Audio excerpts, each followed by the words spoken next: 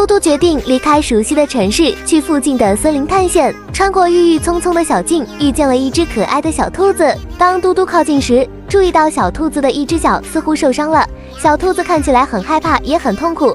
嘟嘟决定停下来帮助它。嘟嘟巧妙地帮小兔子整理伤口，并用周围的柔软树叶做了一个临时的绷带。小兔子的逐渐放松，显得非常感激。经过这次事件，嘟嘟和小兔子成为了好朋友。他们一起在森林里探险，享受阳光和新鲜的空气。随着友谊的加深，嘟嘟和小兔子开始共享更多欢乐时光。他们一起在森林里探索未知的小路。有一夜，森林中起了大雾，小伙伴感到害怕和不安。嘟嘟展现出他的勇敢，决定守护他的朋友们。月光下，他的身影显得特别安心。当森林里的春天来临，嘟嘟和他的朋友们决定举办一场小型的庆祝活动。他们用花朵装饰了树木，收集果实和浆果做成美味的点心。随着夏天的结束，嘟嘟带着满满的回忆和期待回家，心里暖暖的，知道不久的将来，他们一定会再次相聚。